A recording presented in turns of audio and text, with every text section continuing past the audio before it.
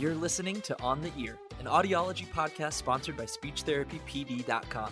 I'm your host, Dr. Dakota Sharp, AUD-CCCA, audiologist, clinical professor, and lifelong learner. While I primarily work with pediatric cochlear implants and hearing aids, I am absolutely intrigued by the many areas of audiology and communication in general. This podcast aims to explore the science of hearing, balance, and communication with a variety of experts in hopes of equipping you to better serve your patients, colleagues, and students.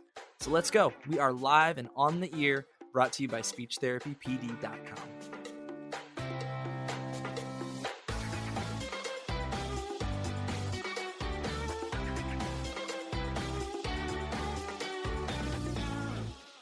In the past 3 decades, universal newborn hearing screening programs have drastically increased the number of infants diagnosed with hearing loss within the first year of life. Before these programs were established, parental concern was often the driving factor for a parent to pursue hearing testing. Now the news often comes before any language delays would occur, catching parents by surprise and causing a vast variety of reactions from parents and families. The problem is that screening and diagnostic capabilities of audiologists seem to have surpassed our counseling abilities. That's why our guest today is going to help us better understand how to bridge those gaps and help families through this journey.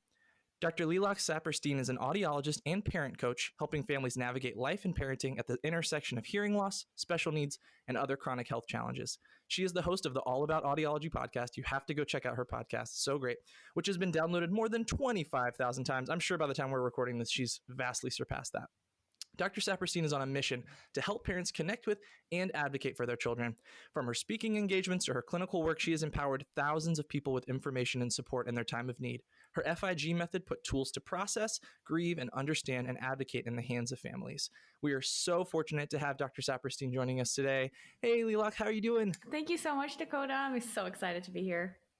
I know we've got, some podcasting minds working together here. I think you're my first ever guest who also comes from a podcast. It is a fun world. We just get to have ideas and share them.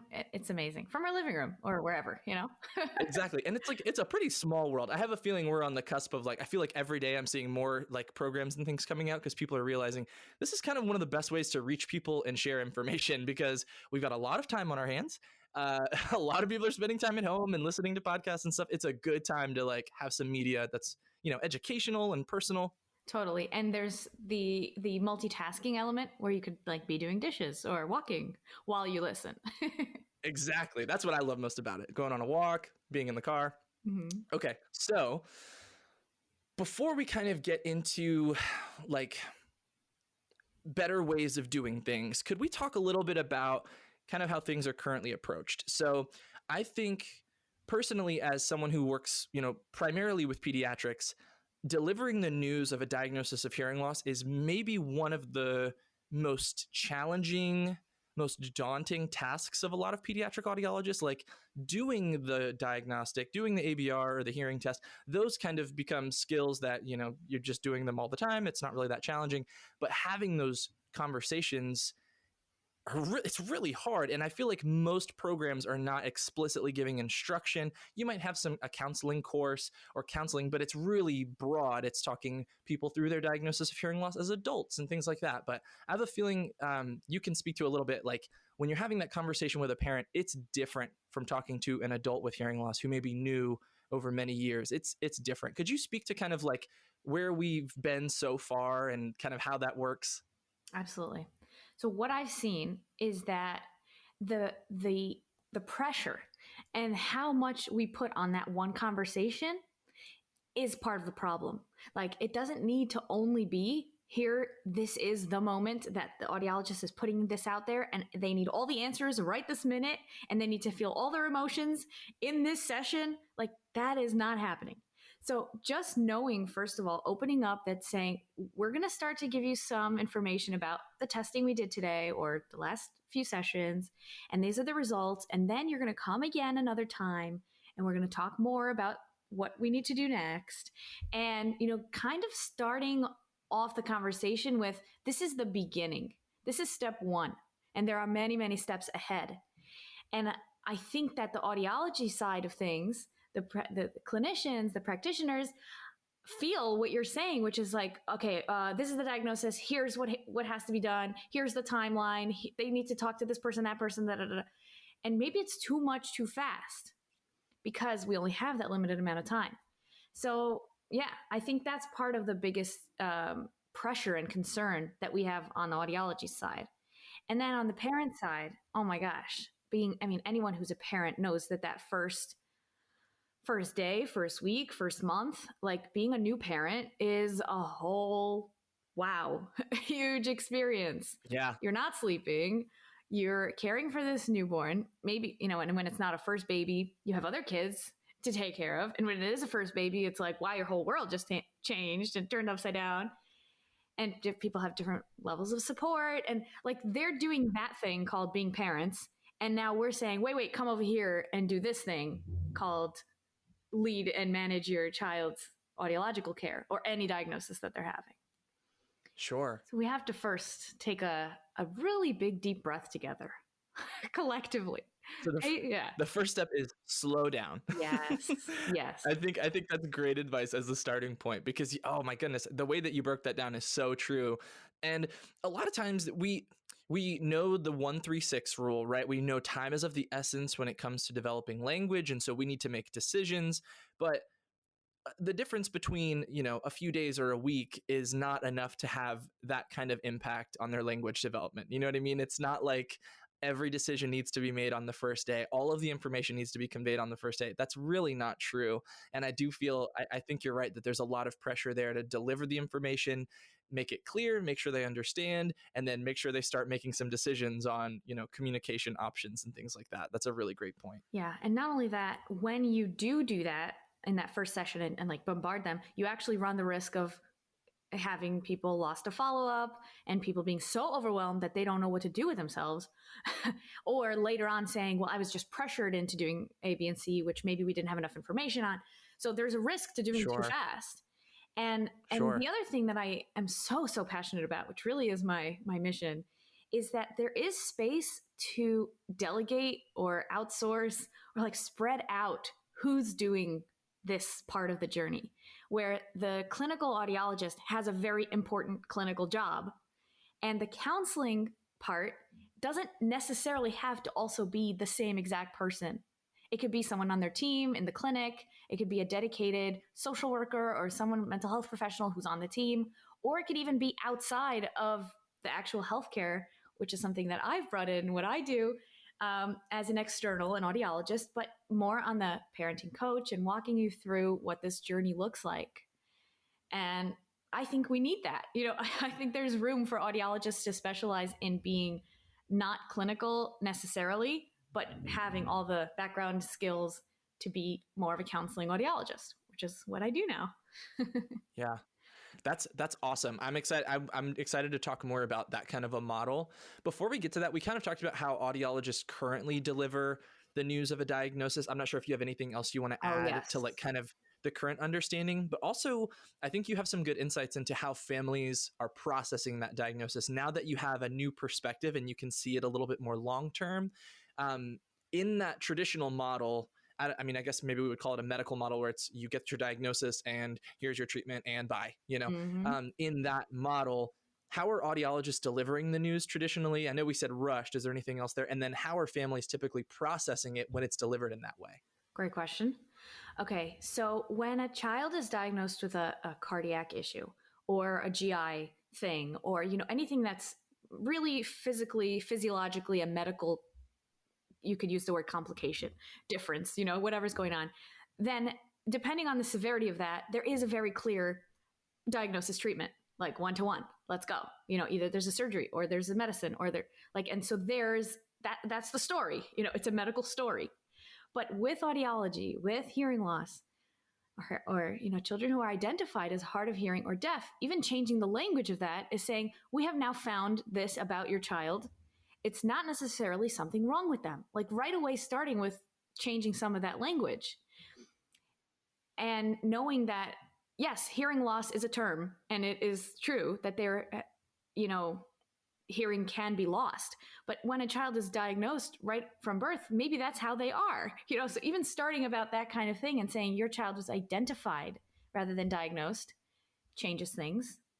And also being much more open to the fact that somebody's hearing status also affects their communication, their socialization, their identity in a lot of different ways, rather than, if someone has a heart condition and then they have a surgery, that's not necessarily kind of their part of their core identity and their communication method, and it's going to affect where they can go to school. You know what I mean? Yeah, yeah. So we know that That's a there's great this point. big Just kind of, intersection. Yeah. yeah, sure. Like the diagnosis, like the diagnosis perspective of things, the stigma that comes with that, and just rethinking that. I know that's a really big conversation right now, and I think that's a good point. Is when you can have an identity and a community based in something, and maybe it's not a condition, it's not a diagnosis. I mean, it is, but like it's not in that way where we have to treat it so medically and so sterile. And to have a deaf mentor involved, meet a deaf adult, or even hear the word deaf community. Like, so many people don't even know about that or are exposed to that. They're only in the medical track. They're only on the medical track. They're going to go, okay, so are you a candidate for cochlear implant? And then boom, boom, boom, auditory verbal. And like, that's an amazing path when that's right, when you've chosen it, when you know the other options. So I think there's a lot of room there for shared decision making when you know what the decisions are, the options. Sure. How do you feel like when parents are given the news right now, when it's in that kind of like matter of fact way, how do you feel like they're currently processing, or what's the typical reaction? So I think it depends a lot on where the parents come from and what they know. And if they have other hard of hearing people in their family, if they've ever been exposed to deafness, and that's unusual, just because of the stats. So most people, this is the first deaf person they're ever meeting is their own child, and they don't know what that is. So when we approach those parents, we have to say, welcome to Holland, that poem. Yeah. This is going to be different. You didn't expect this. Nobody, you've never experienced this. You don't know anybody who's gone through this, but actually there's a whole new world out there. It's different than what you expected. Now let's see where we are now. And to make room for the grief and to make room for the shock and to understand their tears, there's no judgment. I one time posted a thing called, is it ableist to grieve your child's diagnosis? No. Yeah, like different people come from different places. Once you know everything, and once you're like later on in your journey, and then you discriminate against deaf people and not provide the services they need, okay, that's ableist, actively. Yeah. But to not come and shame new parents who, like, this brick just fell from the sky and they don't know what to do with it, that's okay. Make room for that. Yeah, that's such a good point. I think another big problem too with how many audiologists are trained is that in that class, maybe it's not even a whole class dedicated to counseling. Maybe it's just like a portion of your pediatrics course or something.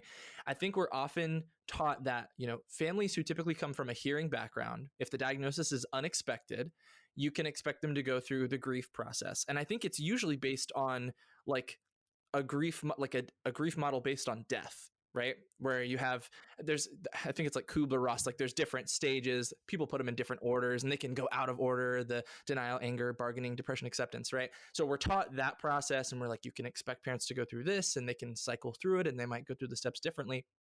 But I think like a year ago, I was doing a reading on this and it was like a diagnosis of hearing loss is not necessarily, it's actually not like grieving death really at all. It's more chronic, right? It's like they go through waves of things. It could come up later, like many years from now, that they realize, oh, that, they're missing this, or, like the situation can change over time. And so to treat it as this one concrete, okay, you're going to go through your grief and then we're going to be beyond that now. Okay. And now we're happy and now we're moving on with our life. It's like, no, that's actually not really a good approach for this. It's more like when you were mentioning earlier, like more like something that's chronic, that's going to be with them and they can be grieving for years. It's going to be so different per family. Yeah. It's more, I like to think of it more like a spiral where you kind of go around it and then you come back to those points again from another perspective. Like when, oh, that's a good way to put it. Yeah. When your kid is coming to now be put into kindergarten, you have to make a decision about educational placement, what kind of school, what kind of educational track. So you're back at it again. And then when they get to middle school, there's like all the social stuff and you're there again. Yeah. And then when they're getting to, like testing accommodations and IEPs. This is a whole new journey. So like you're going to be with them for all those different stages. It's not just like a, I don't know, a hit and run, here's your diagnosis. See ya. Yeah. Yeah. Yeah. I love that. The spiral. That's a really great way to put it. So, well, actually kind of let's jump to that then. So let's talk about, so we've kind of talked about like current model versus a newer model. I think we'll get to that in a little bit, but like, what are the current options in your experience that many audiologists are giving families? I guess like right after they deliver the news of a diagnosis, and if we're using that model of, all right, we've got to get all of this information out as fast as we can. In that setup, how do you feel about how their support options, communication options, how do you feel about how that's being delivered and communicated to families? Okay, so let's take the example of a child who, for them, it's appropriate to fit a hearing aid. Amplification is their route. Let's like stick with that example for a second. If we say to those parents, here's the child's audiogram, here's the results, and next sentence is, and they need a hearing aid, and we're doing an ear mold impression right this minute or at this appointment, then it's like, wow, that is like a train. It's just moving so quickly through them. What if the entire conversation is only about, here's what this hearing loss is. Let's take a look at a speech banana. Let's do a simulation of what moderate hearing loss sounds like. Let's play that Flintstones video. Like to just first say, like, here is an infant, a baby, even 3 months, even 6 months, even 18 months, whatever. These parents haven't seen the implication. So sometimes they might not even believe you, or say like, what do you mean? My baby cries when they need a diaper and they eat, and like, what else does a baby do? We connect with them from eye contact. We sing to them, like, especially when we're talking about that first weeks, months, like early infants. It's like, I just got this baby. What are you talking about? Yeah. There's nothing visual there. And like you put stickers on their head, you looked at crazy waves on a computer, and now you're telling me they need a hearing aid? Like, who are you? Where's this coming from? So yeah, I think we have to first say, here's how we did the test. Here's what the test means. All those squiggly lines, this is what they mean. It's as if we were asking them to raise their hand, but they did it automatically. Like, break it down, talk to people like they're people. And I think that this is exactly one of my main values, is that there is expertise on both sides of this table. You studied to be an audiologist, or whoever you are in your expertise model, and you have a lot of information and training, and yes. And the other side, you have a parent who is the expert parent for this child.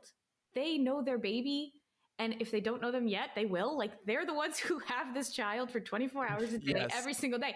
So there's a meeting of equals here. There's a partnership. We have to see the expertise on both sides. You're the expert in your child. You're the expert in audiology. Let's work together, and not talking down or like, condescending. And I don't even think any of us are doing that on purpose, but some of the training is like, well, I know. And then, well, you didn't explain it. So how do I know? Yeah, I think that's a great point. That's such an easy place to cut corners if you're worried about time, or if you're feeling that pressure to get everything done as soon as possible, is that you don't take the time to actually break things down, which I think at the end of the day, like, I mean, there can be such a thing as too much information, right? But in most situations, the parent would rather know as much as possible. They want to understand what happened. And so I think that's a great point, is really truncating things down and going slowly through the material that's really going to be the foundation for them to understand much more complex things later, especially when we start talking about, communication options and stuff for them. If we're trying to explain, well, if your goal is spoken language, they're not going to really be able to achieve that, but you didn't take the time to break down their hearing loss, the different frequencies that are affected, how severe it is, they're not going to have that foundation to then understand those more complex conversations later. Precisely. Especially, again, with that mild, moderate hearing loss, or moderate. I feel I've had a lot of experience with this moderate specifically, where the child hears, where they respond to sound, where this is not a child who's deaf. So there's a lot of resistance, like, but they do respond, and they do, and especially extended family. Sometimes, you see that later on in the process, where the parents are on board, but then there's a grandma or a sister-in-law or whoever is in the family that's like, why do they need that? And they do too here. Mhm. And it's They like, can I be some of the can't. biggest roadblocks. I'm with you. I've had some really tricky grandmas in my time who just do not buy the story everybody else is in, but grandma is just very much refusing to go along with us. Precisely. And so knowing what you need in that, what the parent needs in order to then help them with their relationship with grandma. Like, I don't know that that's the clinical audiologist's job who sees 15 patients in 4 hours, Hmm. like there's room for the support, for someone to get support for that outside of the clinic. And I want audiologists to know also that you can, refer for that, or say to them, I'd like you to speak to so and so on the team, or have you heard of this service, or like recommend counseling. That's something Yeah. that's in your scope, but it's almost like, oh, I don't know, it's not my place. It is. I think it's important. Yeah. Yeah. Yeah. So, I think, yeah, one of the biggest strategies is just knowing where to send people to get that information, knowing where your limitations are. mhm. Right. I think that's a really good point. So back to this kid, then you come and say, here's what a hearing aid does. And then with the hearing aid, they'll be able to hear these soft sounds that we were just missing. Now you have a parent who's a partner with you, who's going to get it, why they want to come in every 3 months for new molds, and is going to understand to, waking hours as much as possible to have those hearing aids in. And they're going to like be with you. And you've now made a partnership for the benefit of the child, instead of being like still kind of, I don't know, they told me to do this, I don't really know. Every time I put them in, the kid cries. Like, should we really do this? That's one thing. And then I just want to put right here also, very importantly, that the people, I think one of the things people experience and part of their grief is that they're alone, that they're the first person this has ever happened to. They don't know any other baby in their whole community. No one in their, in their church or synagogue or temple or community that they know has hearing loss. Only old people, or nobody in their neighborhood, or like they're the only ones. And of course, there's other people. They're just a little, second, third degree to you. So starting to give people information about Hands and Voices organization chapters in your area, or whatever other organizations are there, to start meeting other parents and seeing other kids and seeing there is this whole, or coming on Instagram, like literally telling them, look, Yeah. search this hashtag, search this, you'll see there's a community out there and you're not alone. Facebook groups, Yeah. IRL or online, let's go, Yeah, that's such a good point. They are all out there, and now that it's becoming easier and easier to connect with people, I think that's hopefully going to improve.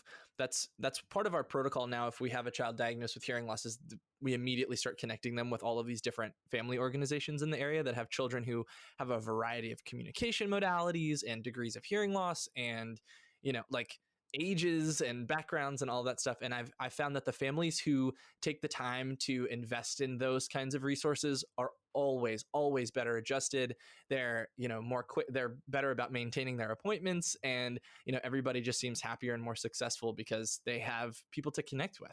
I'm such a big fan, and I love those organizations so much, especially Hands and Voices. I've worked with them with a few of their chapters, and I come in and do a workshop, and the entire hour and a half is to talk about, let's learn about advocacy training, or let's talk about how to handle your child when they're getting to the stage that they want it or don't want it, because that's different than an infant, Mm-hmm. and you decide for them. Like, so I do these workshops, and I feel like everyone kind of takes like that sigh. Someone knows what I'm talking about. They know what I'm getting at. And this audiologist, like, she didn't talk to me about decibel levels at all the whole hour, but I feel more equipped to go into my life and like be a parent to Yeah. this kid. That's what fires me up. Yeah, that's good. What do you feel like? So I think we talked a little bit about like community organizations, connecting them with other families. What other support options, I guess, like supports, options for families, what other things do you feel like kind of get left out during, maybe not even during that initial, we've talked about already, like we don't have to put it all in this first appointment, right? Like we can break it down a little bit more, but which supports out there do you feel like are often missed? I think that the idea that there's one option and you need to get on board is something that I've heard from a lot of parents. No matter if they say, oh, and they told us we have to get hearing aids, or they told us we have to meet with the ENT and our next step is cochlear implant candidacy, or, they told us an option, like your next step is, and they tried to then convince us why that was important. And even if that's true, even clinically, that is the right next step, there's a very important way to do that and present it so that the parents see it for themselves and want to do that next thing, or that you give them 2 or 3 things and say, here's your options. Because sometimes saying to them, these are the results we got today, but we actually want to repeat this and make sure that we got a replication. And if you would like, it's totally in your rights to go and do that at another center or another hospital or with another team. Yeah. So I don't know how many audiologists employed at a hospital really feel comfortable saying that, but that's the patient's right. And it's your responsibility for them to know their rights. Yeah. I don't know if you want to say that next to your boss, but at a certain point, you have a responsibility to this family. I'm just remembering a very specific case that touched my heart. This was about 1.5 years ago. There was a family who told me that the woman who did the ABR in the hospital where they did it was very rough. She was scrubbing the baby's skin, and they were so scared because new baby and new parents, and their skin is so soft. And the mom was telling me the story. She was crying. She said they were scrubbing his skin and the lady was rough, and she's like, why isn't she sleeping? I told you to sleep. Very impatient. Oh my gosh. And then after that, the baby didn't get a full response. They did need to come back because they woke up and didn't get the full bone conduction and everything. So when they told them you have to come back, she was devastated. I have to go back to this lady again, and she's going to do this whole thing again. And I told her, you can go to another hospital. There's other people who do ABRs in your country. Hopefully people have access to that. That's not true for everybody. But, in most major cities, you have an option, or at least even to switch the actual person. Yeah, the clinician. Yeah, there's more than one person on a team. Oh my goodness. So, and with that woman, I'm not judging her either as an audiologist. She scrubbed the skin probably fine. Here's a sensitive mom. I'm not saying she did it wrong. But just without anyone ever telling them otherwise, and I think that comes with a lot of that emotional journey for them too, is if they feel like they don't have any control, there's something, they feel like something's wrong with their baby, and they don't know if it's because of something they did, or however they're processing through that grief. Then you put them in a situation where they're just facing doctor after doctor after center, and then they don't realize that they can have some control over this process. They can have some control over where they go and how they're scheduling and what options that they want to pursue with their child, because ultimately it is completely up to them. But yeah, I have also seen that before, where clinicians just feel like, this is how it's going to be. Here's the list, and we're going to do these things. Okay, bye-bye. They don't really give the family any input there. And that leads me into a question I wanted to ask.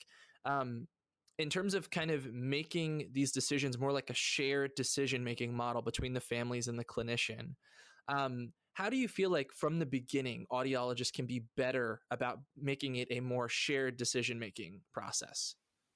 Wow.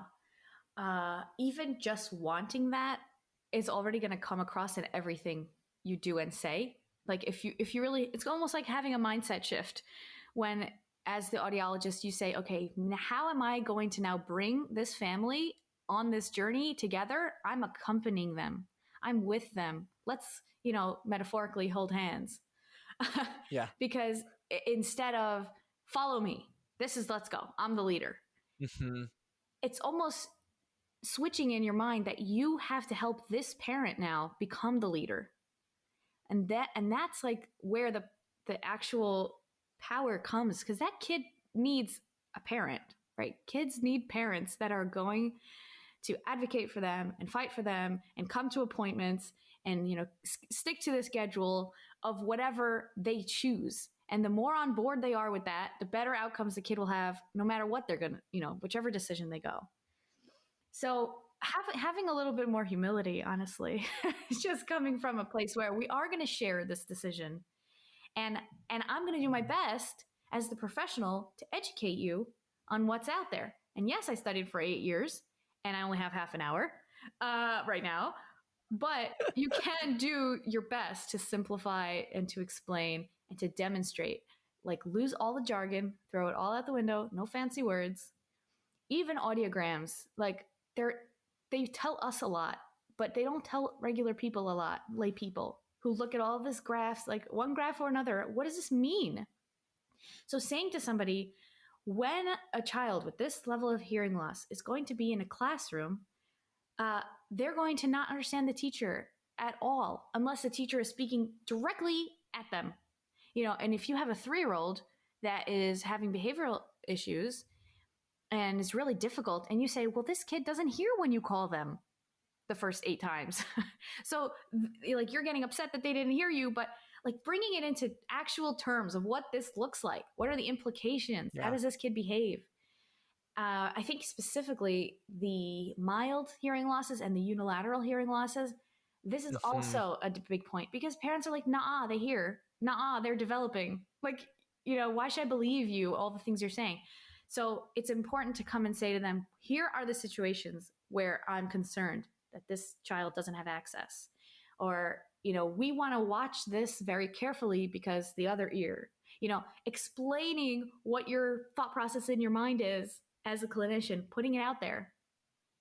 And that's such a good point. Giving everything context, generalizing. You are so right. I mean, I can't think of the amount of times, like even myself, where I get through explaining the audiogram, so much detail, so like dB levels and like everything, and this is how loud this thing would be and all that, and then at the end it's like, okay, but like what % of hearing do I have left? Yeah. It's like, oh, okay, so that was a waste of time, right? Like, if you had just started with context and explaining what that looks like in the real world, it sticks so much better, and it really helps them to explain it to others too, who they don't.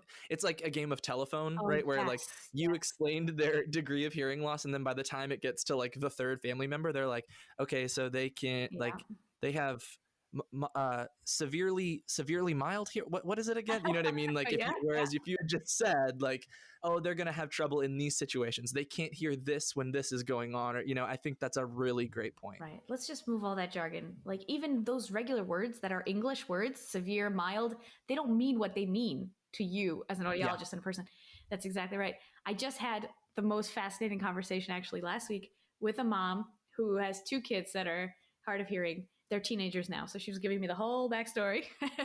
And we were talking about teenage issues, because that's where they are now in their spiral of like testing accommodations and Zoom, virtual school and all that.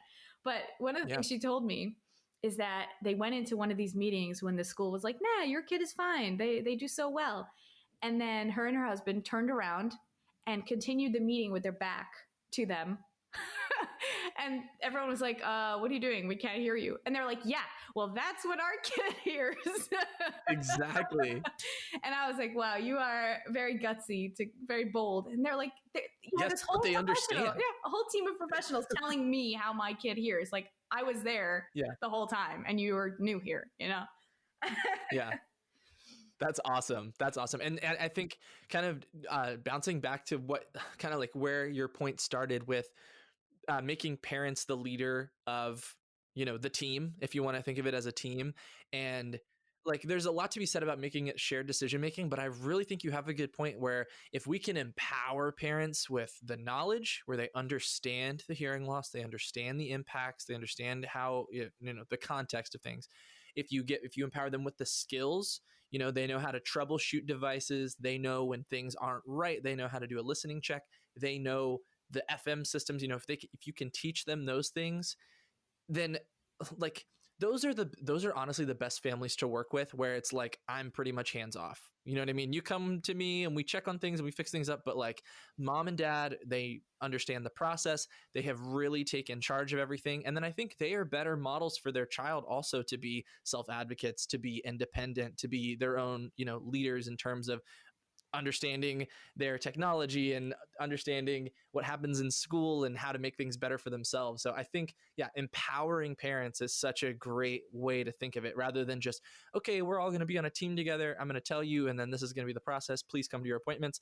Instead of that, more like, all right, I'm going to give you the skills and the knowledge you need to kind of take the torch from me. Yes, that's huge. Yeah. And that really takes the burden off of us too. Like if we can help parents reach that point, then like we don't have to feel so responsible for every little thing. Absolutely. And again, Yeah. like you said, it takes the burden off of the audiologist. It also takes away some of the heaviness and I think the guilt when you have a family that's lost a follow-up or, isn't having good outcomes. And it's like, what did I do? What could I have done? And, there's different locus of control of what you control as an audiologist, Yeah. what they control as a parent. And also, let's not forget there's like 80,000 other factors of family situation and, access to healthcare. Like even the patients who I heard this on your podcast, your previous podcast, patients who are late and don't come to appointments or miss things. Well, do they have a car? Do they have access to transportation from where they are? Yeah. Things like that. That's so, so important to see people as this is a family doing this as best as they can, and we're here to help them. And if they do need extra help outside of that, then they deserve that. Yeah. That's a great point. Yeah. And it all comes, it's all part of, empowering them. Is you can't deliver the knowledge and skills that they need if you're not, putting it into the context of their lives and where they're at as people. And yeah, that's a really good point. I was just thinking that a good thought, maybe an anchor thought, this is like a concept, you have one thought, you hold on to it. That you as an audiologist or, any specialist, you're not trying to make this person an audiologist. You're not trying to teach them everything you know. You're filtering out all the things you know into what are the things that this person needs in order for them to go on. And a lot of times I think we're nerds, we're technical. We love it. We want to talk about all the little things. Yeah, like, that's a great point. Yeah. Don't start now about how to change receivers and how to do this and that. Like if that's where you are, like, okay, you just need the battery. You need to know how to clean this. And then we'll talk about the next parts in the next appointment. Like, Yeah. You are so right. Both myself and I think every person I work with has that problem where we are all trying to train a legion of audiologists who are our patients. And that's just not realistic at all. And not what they need. Yeah. Not what they need. And they don't need that information. Almost all the time, they never need to know as much as we're trying to tell them. That's a great point. It's more likely to turn them away. So we talked about like empowering the parents, but going all the way back to first receiving, when we first identify the child, we have an ABR, however it looks like if they're older and it's a behavioral test. From your work, like working with families, what do you see in terms of that emotional journey currently? I mean, it's definitely going to be different for each parent, and it's a lot of it's going to depend on, I think you mentioned earlier, it depends on like what their background is, if they know anyone who's had, hearing loss or wears any kind of devices or anything like that.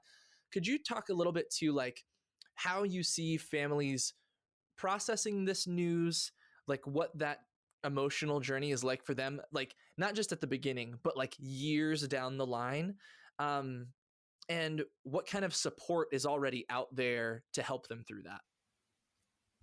Yeah, it is individual, of course, but I think if we want to talk in general terms, there's a very strong sense of disbelief, especially with the young ones. Like I wouldn't call it denial because it's not like they know it, but they don't want to believe it. It's that they don't believe you. They haven't seen the evidence to support what it is you're saying. And, back to what we said before, that they do startle or they do, different levels of hearing loss are going to be different. And even deaf babies who are profoundly deaf, like still connect. They still look at you and move their heads babble, and babble. they talk. And, exactly. They babble, Right. This is like, I think there's even a misconception of what it means to be deaf and how what that looks like on a baby or anybody. So it's just kind of like, I think when people hear about hearing loss or deafness, they have a perception in their head that this person is an isolated, disconnected, person who's not going to have opportunities and is not going to have friends, that's I think the translation, like what happens in their head with the word hearing loss or deaf. And when we say, hey, this child can't hear necessarily, or this is how much they can hear, and here's what we can do to help them. But also, even if we did nothing, this child is going to go on and do lots of things. And, I'm kind of struggling here because actually there are children who also are deaf plus. So I don't want to say, oh, your child is healthy. Maybe not, and that's Sure. the biggest thing where sometimes we say, oh, it's just. Well, what if it's not just? What if it's a child who has a feeding tube and, maybe had a traumatic birth or like other things? We have to know the context of that also. And sometimes you're talking about hearing loss and they're like, we don't care. This child has a heart condition and we don't know if they're going to live through the year.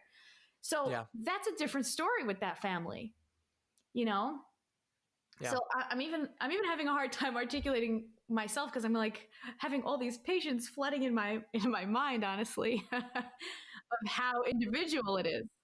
Yeah, I've seen that multiple times with families too, where I mean, that's one of the things about hearing loss is in some families it's like at first devastating, and other families it's joyous. I've had deaf parents who are like overcome with joy when they find out their child is deaf. I've had families where in a similar situation where they have very severe life or death medical conditions and hearing loss is just the least of their concern. Mm-hmm. And it's just such a wide spectrum. I think that's a really good point.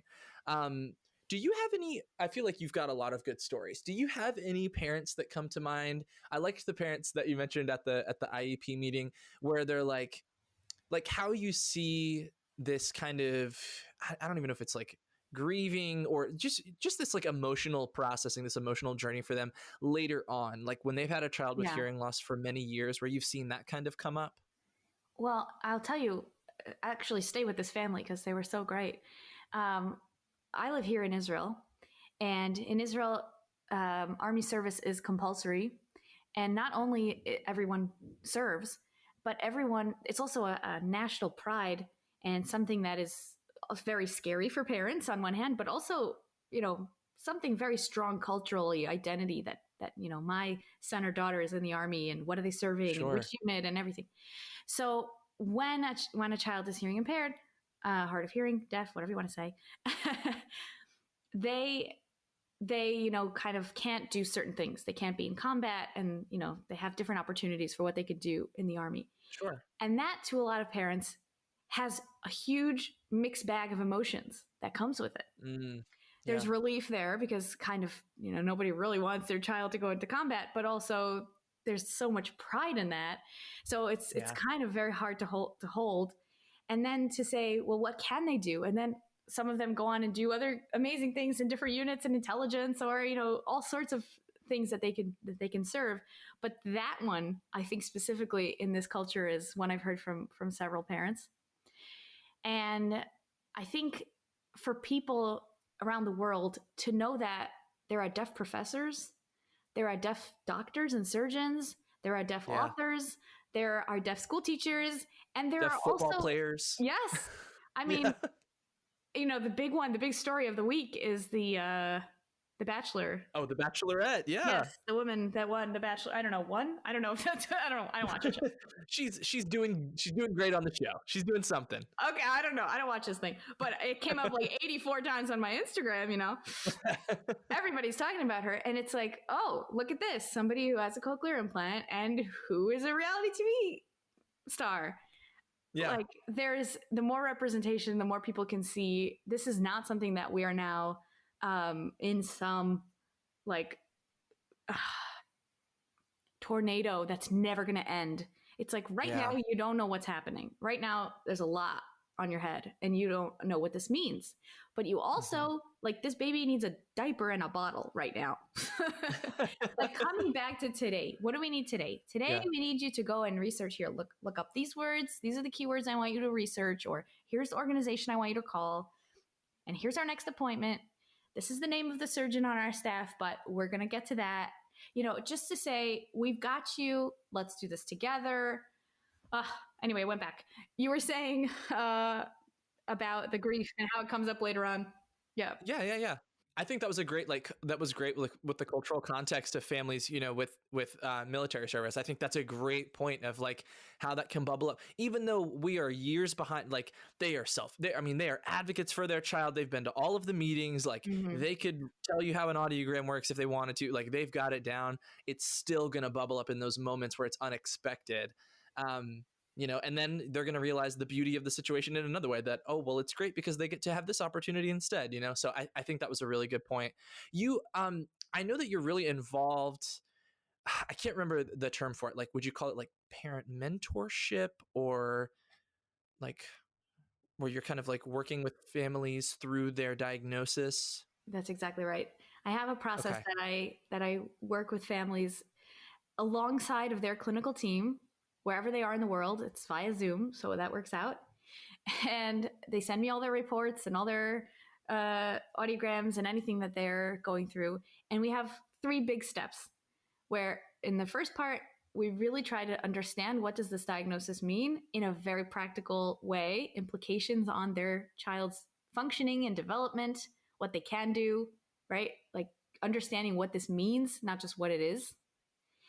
And processing also, it's a little bit of more in-depth counseling on what was it like that day. Talk to me about what happened. What were your feelings about it? And there's a big overflow of feelings that they maybe held onto because they needed to go be practical and active. We kind of make more space for that outside of that journey into, this parallel thing that they're doing. That's about Yeah. them and about the parent, because they are, parents in general. And I'm a mom. I have 3 kids. We do everything for our kids from the morning to the night and in the middle of the night. and and you 24 hours. Yeah. you can't lose yourself and your own experiences and your relationship to yourself and your feelings. And as a parent, it's very easy to do that. I think, the early parenting kind of experience of like, oh my gosh, I can't even go to the bathroom. Like I can't shower. This child is everything. And like, that's true for, a couple weeks, several weeks, months. But you also have to say, but I'm still a person. I'm still going through this. And if parents lose themselves in the process of only having one identity of parent and lose themselves, I think that's very dangerous for everybody. It's not good for the kids. It's not good for them. So it's kind of a place where I say, you matter too. Like you matter a lot as a parent. And not only is it good that you're taking care of yourself, it's going to end up helping your kid. So we talk about the parents processing, sometimes with one parent, sometimes both, and other family members. I've talked to my fair share of grandmas, as you say. Sure. Because grandmas have also this special kind of protection that they want to hold everything. And some of it is like, okay, let's talk about you and what this brings up for you. Like someone's taking care of the kid. That's happening. Now it's your turn, Sure. So that's the big first step, is understanding it. Yeah, that's so valuable. And I feel like you're right that would oftentimes in a more medical model where we're treating a problem and we are going to fix this problem, and just completely, that's kind of rejecting like a patient-centered care approach. But even in patient-centered care, if we're all about the child, if the parent is doing the same thing, that's such a great point, that they can just completely lose their own sense of self and identity. I was reading up a little bit on the literature about this, which I really don't think there were almost any studies on this topic of like parent, emotional processing of a child with hearing loss until maybe, I think the earliest thing I found was like 2003. Like it just wasn't explored at all. And I think the conversation hasn't even quite reached what you're talking about. You know what I mean? It's more like, okay, in the moment, do you feel like I think one study I read was pretty interesting. It was saying they surveyed audiologists who deliver the news and parents who receive the news, and they kind of did like a priority list. And for audiologists, their priority of all the things, they had like the same list, but for the audiologist, the priority was making sure the parent understood the hearing loss. That was the number one priority. And their priority list was having like their feelings and emotions heard. And so the fact that these two have like this divide between them is definitely going to lead to some problems. But I think even going beyond that, sure, you're going to have an emotional reaction the first day, but it doesn't end there at all. And so kind of having that mentorship along the way, giving people opportunities to stop and breathe and reflect on things is so important. So I'm curious. So that's like on Zoom. What's the typical time span for that? Is it like, do you stay with them for a while? Is it kind of a one check in once thing? Like, what's the model for that? So actually, it's I present, how I would prefer to do it, but then parents do what's good for them. But the Sure. way I structure it is that it's 9 months. The first 3 months are more intense, meeting 2 to 3 times in the first 3 months per month. And then after that, it's more monthly because I do want there to be that first intense period where we're going to do a lot of this work. And then after that, to check in and follow up with their process and how they're doing. So I've had a few people come with me there. I can accompany them and help them with that.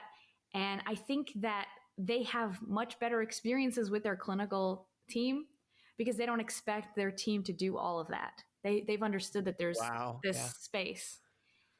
And I wish more people had the opportunity to do that. Like I've been in talks with different organizations to try and offer this as a service, because it's also an out of pocket additional kind of expense. Yeah. But I think some people make the decision to get extra help at home with their kids, so they go to therapy or they go to parenting classes. Like I feel like it's in that Mhm. kind of bucket. You know what I Yeah. mean? And the second thing that I really talk to people through a lot, especially in that first 3 months, is about the shared decision making of whatever decision they're up to. If it's about hearing aids or implantation, if it's about language, modality, or their educational placement, or how to deal with family, like whatever decisions they're facing at that point, I really walk with them and help them see what the risks and benefits are from my perspective as an audiologist, but also Yeah. what it means for their family. What does this mean? Like, do we talk about the stress that hearing loss has on a marriage? Do we talk about the stress that hearing loss has on people's finances? Do we talk about how it affects the siblings, where one child gets attention and care and extra? Yeah. Uh, do they get more leniency or more strict? Like what goes on in the whole dynamics? So we talk about all of that stuff. And I feel like there's this holistic audiology side that is what I see was missing. So I stepped in, I hope. To Yeah. fill that gap. No, I think that sounds amazing. I'm curious because like that needs to be someone's like whole role on the team, right? It's too hard to encapsulate all of those things into these very short windows and short appointments like that. I'm curious if you have like we talked a little bit at the beginning, like how programs are training students right now when it comes to counseling and and maybe where they're not training students when it comes to this kind of counseling. How do you feel like when we're training, the next generation of audiologists to be better about these kinds of situations, what little things, I mean, obviously, this, I think a system like the one that you have in place is ideal, but what are the little things you think that we can start training and start instilling into this new generation of audiologists to give them that compassion and improved care, especially for parents? Definitely. Number one is what you mentioned before. Stop explaining audiograms so in depth. Like get to the point faster. Yeah. Don't be so technical, and explain what this means as much as you can. And second, I think it's also very important to do those little things like close the door, when you're having a diagnostic meeting, and don't be interrupted. Like don't answer pages or calls or whatever text thing. Mm, Like don't look at your yeah. computer. Like this is an important conversation. Even better, move from your desk. Like if you have a different setup where you're not behind a desk, sit, L angled. Like Yeah. Yeah. say, okay, we need to talk about this. There's like going to be a lot of things I have to say, but I want to hear how this lands for you. And here's what the hearing loss is. And then be quiet. Okay, stop talking. Don't say what the next step is. Don't say here's the plan. Like just be quiet and see what happens. Because some parents are going to be notebook parents, is what I call them. And they're like, wow, this is happening. What do we need to do? A, B, C, writing down, scribbling, give me the names, give me the numbers. And that's their coping. They're like real planners Yeah. and movers. They got notebooks in their bag. And other parents will do the opposite. And they maybe will ask questions like, can you explain that again? How do you know that? And based on their question, you'll know what to do. Like, how could you know what the parent is going through if you don't be quiet? Yeah. Saying that Honestly, gently. that was the best piece of advice ever given to me by a supervisor during my fourth year. Where that was the first time in my fourth year externship. That was the first time I'd ever had the experience delivering the news of, a new diagnosis of hearing loss. That was the first time I'd ever watched someone else do it. Right. Like, I had gone through 3+ years of graduate school, and that was the first time I had encountered the situation. And the biggest piece of advice she gave me was, you be quiet way more than you think you need to. When there's an awkward pause in the conversation, let it sit, let it breathe, let them have a minute to process, and let them be the first ones to respond. Because the conversation, if you do that, they're going to be much more likely to guide the conversation in terms of questions that are going to be more important for them, information they're going to be better able to process, and that's going to stick. Whereas if you just, okay, there's an awkward pause, okay, so I'm going to start talking about this thing now. You're just cramming more information into every nook and cranny there. So yeah, I think that advice of just be quiet, let them speak, or just let the silence exist. It's not a bad thing. It's not hurting anyone to let there be some silence in the conversation. That's really great. I don't think enough people are taught that. And especially when there are two parents or two people, if it's mom and grandma or whoever, then that means there's two other things happening here. They're not having the same reaction. Each one is having their own thoughts and their own feelings. And sometimes they'll talk to each other. And that's actually very powerful, where one will say, well, what do you think about this? Did you expect this? Did you know this? And or what do we do? And I think that's incredible, because that shows that these two people feel that they are on a team about this already. And I really appreciate that dynamic. So then you can then respond with, it's really important that you two, continue this conversation and continue to talk about the options ahead, and almost give a gold star to them at that moment. Because people are extremely overwhelmed. Like, I won't be able to handle this. I don't know what to do about this. And you can say, yeah, you're going to know. And look, you have support, or mention that you're impressed that they have support, that they can. I know with COVID, people can only come in with one company, and that's. And it's definitely having an impact. Yeah. But back to what you said before about you sitting in that silence, it's your responsibility to regulate yourself, that you're anxious about this news. You need your own deep breath and your own check-in with your gut, and your own, reminding yourself what your role is and what your role isn't. Yeah. And it's not only about them and what you were supposed to do and very go.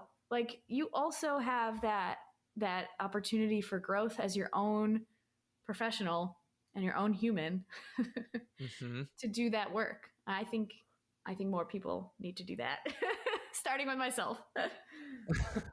That's such a good point. Yeah, I completely agree that. And it kind of comes back to the very beginning. We were talking about how we're currently approaching things with that panic and that need for speed mentality to get it all out as fast as possible, is that taking those breaths ourselves, as much as we want to help the parents through this process, we're going through a process too. And we also need to take that breath, and that's only going to help them at the end. That's only going to be for their benefit.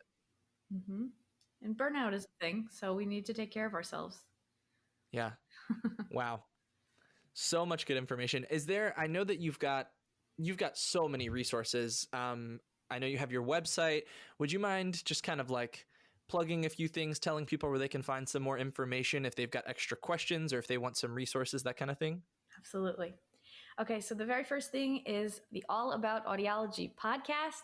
We've got over 58 episodes and 30,000 downloads, by the way. Ooh, that number has jumped. I knew it had jumped. Yep, it's really exciting. We've got topics that we've been talking about today, but also lots of topics on tinnitus and balance, and lots of parenting and co-regulating, language development. So basically, go and look for your tags and you'll find a podcast episode about what you're talking about. Very interesting guests from around the world. It's quite an international audience, international guests. I'm loving that. So that's all about audiology. And over at allaboutaudiology.com, you can have some of my resources. My favorite is the 5-step guide to navigating your child's hearing loss. And that is a PDF printable, or you can fill it out on the computer. It's got 5 questions to just kind of know where you are in the journey and help organize what's next. So that is a free download, allaboutaudiology.com/guide. And there's also a Spanish version, which is /GUIA. I'm not going to try to say that, okay? But it is there. So it's got an English version, a Spanish version, and there's a hearing aid checklist. There are all sorts of podcast episodes and blog posts and things at allaboutaudiology.com. I hang out on Instagram. That's my favorite place to be. So come tell me you heard me on the podcast, and we'll DM. That's my favorite thing to do. That's where I first learned about your podcast, was on Instagram. So I'm grateful for Instagram for that. It's a beautiful community. It's very supportive, very lovely. You kind of have to find your place on Instagram and then find your people. It's good. Find your people. Yeah. And awesome. And if people are interested in my coaching services, my mentorship program, I'd love to speak to you and see if it's a good fit, if there's anything I can do to help. Yeah. I'm so appreciative of the work you're doing. I know that you're really positively impacting a lot of families, and I know they're really grateful for that. And I think your insights are just really crucial for helping audiologists better approach these conversations they have lifelong impacts for families. So I think that's really important. And I'm so grateful that you joined me today. It's been so good talking with you, hearing you, not just listening to your podcast, but actually having a conversation with you is pretty awesome. So thank you so much for joining me. Thank you, Dakota. I really appreciate all the work you are doing as well. Thank you so much. Awesome. And that's all for today. Thank you so much for listening, subscribing, and rating. This podcast is part of an audio course offered for continuing education through Speech Therapy PD. Check out the website if you'd like to learn more about the CEU opportunities available for this episode, as well as archived episodes. Just head to speechtherapypd.com/ear. That's speechtherapypd.com/EAR.